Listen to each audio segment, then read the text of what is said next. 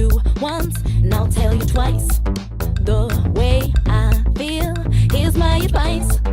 I told you once, and I'll tell you twice. Hi there, welcome to Shakedown. This is episode 17. I just had a new look. I look less of a caveman, more of someone that's actually of purpose. But there you go. Leave the comments below on the compliments and everything. I'm only joking. But listen, you're here to crack on with episode 17. We've got a great show lined up for you, so keep it here. We're going to go and get to it. Okay, we start with episode 17 by talking about Danny Boyle. Now, Danny Boyle has directed big films like Slumdog Millionaire, and he has been instructed to direct the last James Bond film, which was successful, and they hired him to do the following film, the upcoming film Bond 25. It's still untitled, by the way. So, he has stepped away from the role due to creative differences. And it's one of those things to think of, will it actually be better under a different director? I'm personally not so sure. He has been walking away from this role because they were going to kill off James Bond, and they felt that it wasn't going to be a good idea because it would be sort of a Doctor Who element in that sort of story. And I don't think that's what 007 is about, to be honest.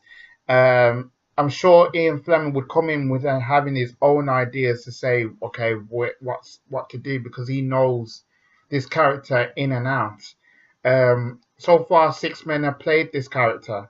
There will be a 7th because we know that Daniel Craig is going to step down as soon as he's finished making the film.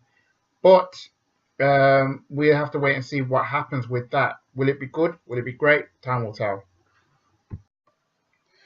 Okay, staying with James Bond, there was one person who was heavily linked to play James Bond, and that is Idris Elba.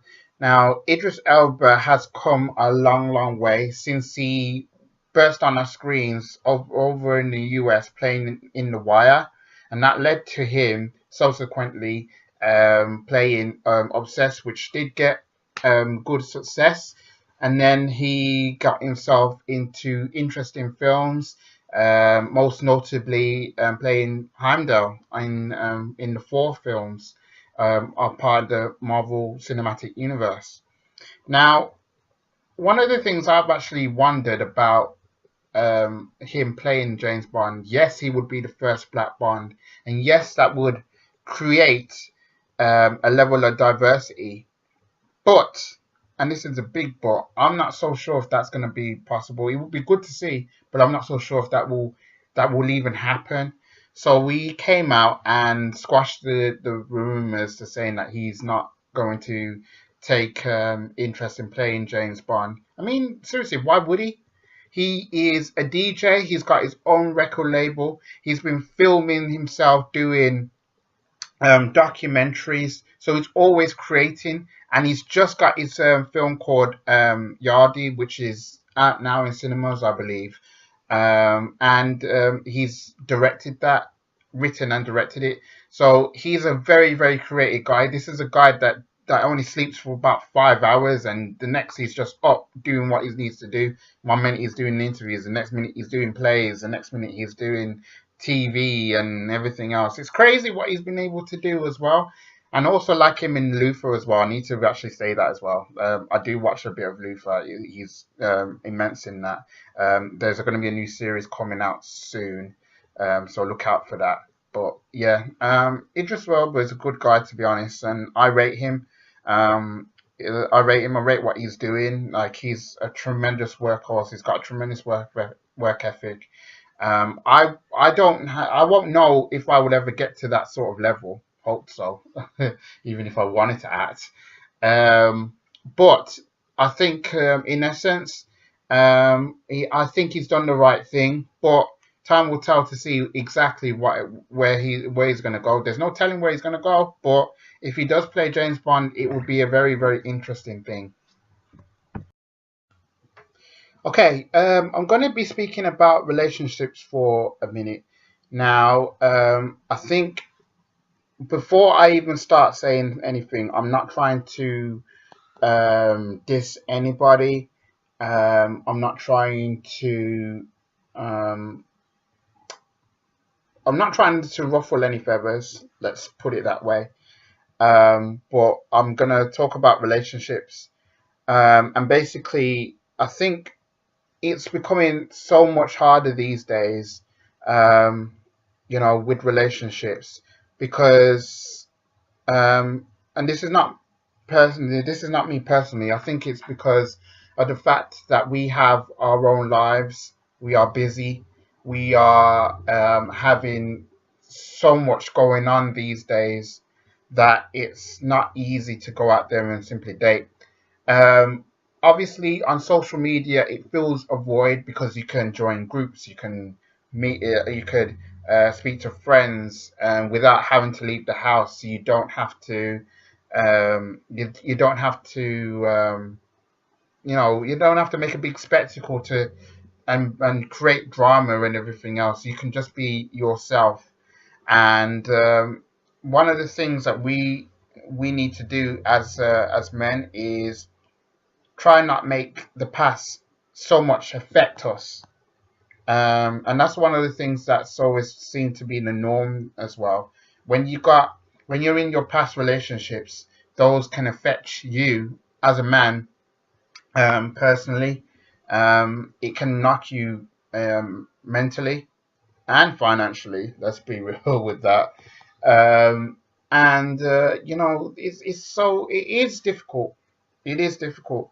Um, I'm gonna post up this photo, which should come up, and it just speaks kind of evidently about the way things are going in a relationship. You can agree with me or not, but like I just wanted to put it out there. Let me know what you think about this picture, and tell me if I'm right or wrong about how dating is going on. Um, yeah, it is hard, you know.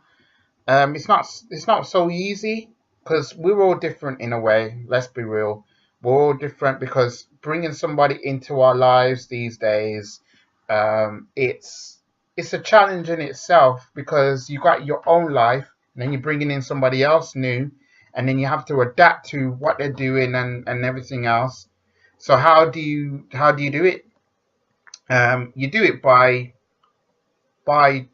communicating, just talking to the person.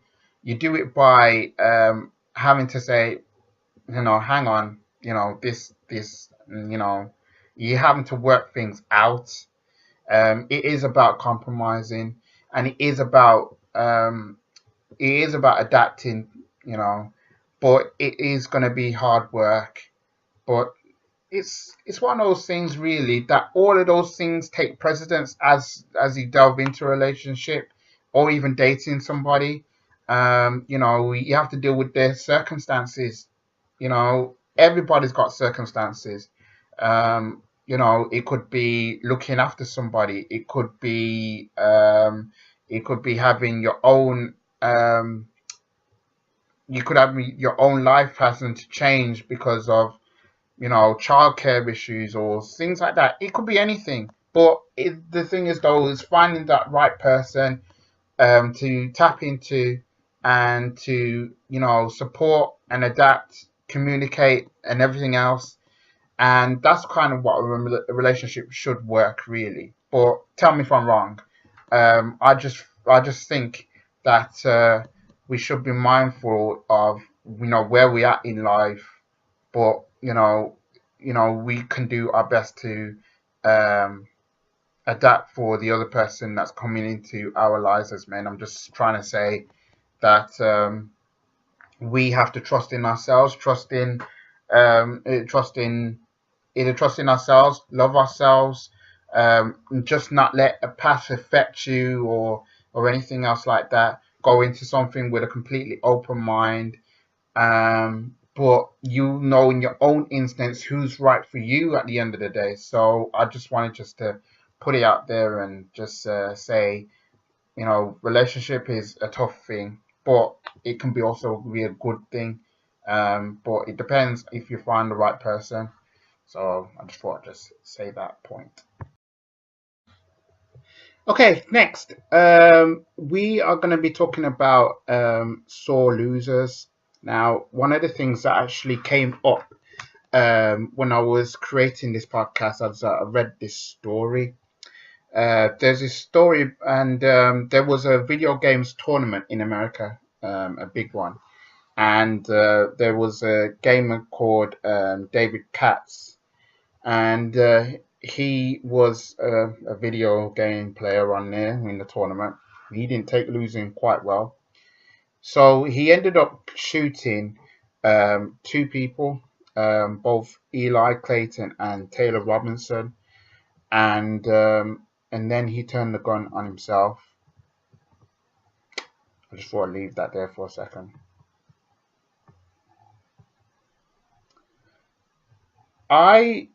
When I read that story, because I'm a bit of a gamer. If you got Xbox, you can add me, Babyface T. Um, and I'm just there thinking to myself, if I was playing in the tournament, and I'm there playing, I'm doing it because it's fun. I'm doing it because it's cool. I'm not doing it just because, yeah, I'm out to get money for it or whatever. Because there are people out there who would love to be able to be in into that sort of arena setting.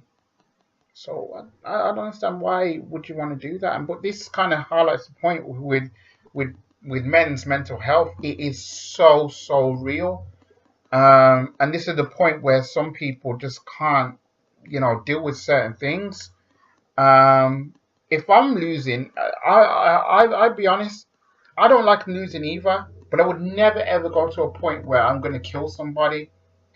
I would never ever do it because I know I got the mindset to actually say to myself that there is no point in even trying to put yourself into that sort of place because there is no reason to. There's no version of that. All of that would lead me into is getting myself arrested, getting myself in jail, and then having no prospects for myself. It won't work. Sometimes when you having to lose, you have to kind of take a step back and say, okay, I lost, but I'll be back again. I'm going to train myself to be harder, better, so I don't lose again. But this guy does this, and there is no words. You know, you can't reason with somebody like that. But not to say you can't try, but you can't reason with them. So why would you want to go ahead and do that sort of thing when you lost? I tell you what I do when I lose. If I lose, I'm gonna be a little bit miserable. That's the truth. I'm gonna be a little bit miserable, but I'll get over it. In time, I will, because that's life. You know, I dealt with stuff that's harder than losing a game. I always sort of say to myself, right, not everything you can win, not everything you can actually be the best at, you know. But that doesn't mean you should stop playing. That doesn't mean you should stop trying. The thing about life is just having to enjoy the small victories that you can, but also you have to learn from the losses that you take. You have to learn from it. Otherwise, you're not gonna grow mentally as a man, or strong. You know, not physically strong, but mentally strong. You know, you're not gonna be able to. You're not gonna be able to go into life knowing that you've learned everything that you needed to learn. Because some men just think to themselves, "Oh yeah, I got it all. I got it all worked out. I'm the best." And I don't understand that. I really don't, but it's one of those kind of things, really. So please, if you're out there and you're playing games, you're playing Madden, FIFA, whatever you're playing, you know, please be aware of just just saying to yourself, it's only a game. Take yourself away from it for a bit, gather your thoughts, and then go again. You know, don't boy get into the whole point concept that that we all afraid to lose because we all have got something to lose, yes, but it's whether or not you can live with it or not. So I just wanted just to say that it's wrong, wholeheartedly wrong with what he's done. Um, and these guys have not wasted their lives. These guys' lives have ended because of a game. Come on, I'm just pleading with you out there who are gamers and everything else that it's only a game. Life is a lot bigger than that. Okay, we're going to be moving on and we're going to be talking about manners. Now, some men have manners, some men don't. Now, here's the thing. I was shoe shopping the other day, smart shoe shopping the other day, and I was trying on shoes. I tell you, like doing that sort of shopping when you're going to do smart clothes shopping and everything else. It's so hard because you have to get your sizes right. You want to be able to look the part and everything else. If I was going to JD or Sports by Direct, I'm heading for the nearest Nike section and I can grab what I want and then pay for it and I'm gone in the space of half an hour or so. I'm there for about a good hour trying to decide. But when I was in the store, I come across a couple of gentlemen and they were looking for shoes as well. And then I heard them going, "Yo, boss man, how much are these?" And I was there looking at them thinking, is that the way that people talk to each other? Is that the way men do that? Yo, boss man. You know, you come into the whole thing of yeah, say again on the phone and everything. You got that the decorum about the thing. Where's your please? Where's your thank yous?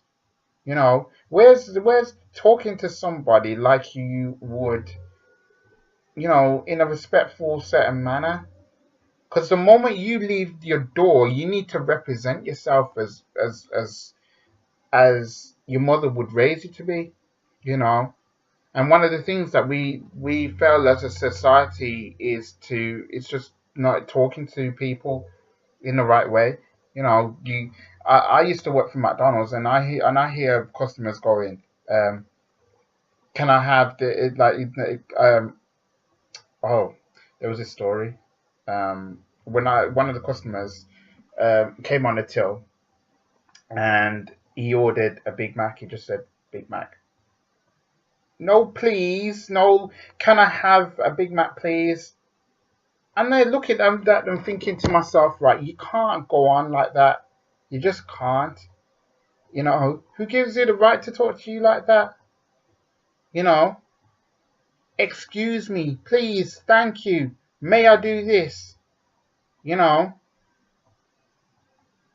one thing that I would, one thing of that's the thing with respect these days when it comes to men. You know, you just don't ask for permission now. You just think that um, you can take what you want or speak to whoever you want, and that's it.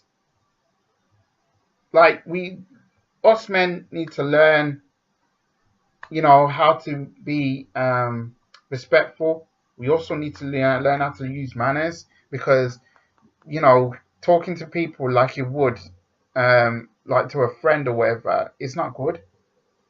I always go into a place and I always have to ask for permission for certain things. I always go into a place where I want to be seen as though that you're worth serving. Tell them that you've been a big help. Tell them that you appreciate their help. all that sort of things that can make up your day.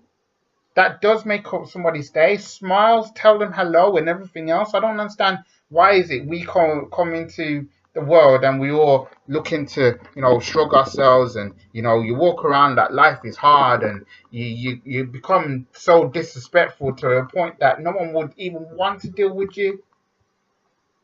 So I ask you men out there that's listening to this podcast today or watching this podcast today, please, go out and just use your manners. You were born with it. You weren't dragged up with it. You were born with it.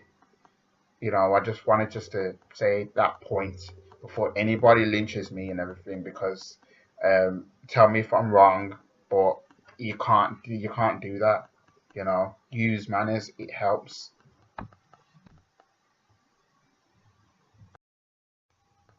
Okay, finally, we're going to be speaking about Sir Lenny Henry.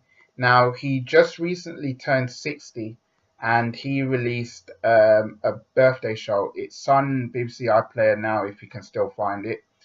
And it featured some of his best work, as well as new sketches. And he sat down with Sir Trevor McDonald, and he began to speak about how he was able to do what he's been able to do. And it was brilliant, to be honest. And I stood there, had a lot of laughs, because I totally understood what was going on with him. First thing that I understood was he was a black man from Dudley, and he went to speak to people, and he was hanging around with the right sort of people from a young age, and then lo and behold, he went into a talent show, and then he had a manager, and things kind of took off for him. But what was interesting, though, because I never really appreciate this until now, is that he spoke about all these people that he's worked with over the years, and he became so inspired by them. At first, he thought to himself, "Yeah, he's just a comic. He could do impressions." But then he looked around and he said that, "Oh yeah, I can act. I wanted to do that. I wanted to be a serious actor. I wanted to be I wanted to do plays and everything else." So we become more of that and everything. And he spoke about how he got knighted and everything. Initially, he wasn't going to do it, but then he was convinced that he was to do it and everything. It was an honor and everything. And I grew up in so much respect, really, because of watching that show, because of how it also opens doors, the things that he was able to do, and the things that he learned. You can't really do it now. I mean, like with so much of these talent shows that's gone on now with and everything else, they make it such a big kind of spectacle about it. When he was doing it for fun and everything, but he grew into honing his craft doing it, and he had some good times, and he's got to be remembered for all that stuff, being inspired, which is one of the reasons why I do this podcast, you see, because when you look at people like Lenny Henry, and he's been inspired to do everything that he's been able to do, I've been inspired because of what's going on around me myself, whether it be my own family, whether it be my friends, whether it be at work, whether it be on the streets, or what I see on the streets, or what I read about in the newspaper, or what I read about, when I watch it on the TV. It's all these sorts of things that culminating into the fact of why I want to be able to kind of, I don't want to reach on the level of fame, but if I do reach on the level of fame, it's because I understand it. I understand where I'm at, but I want to be considered as a normal person. So if everybody does watch this thing and it does take off and whatever, I want to kind of say to them that you could do anything that you want to do, but I think you need to be around good people.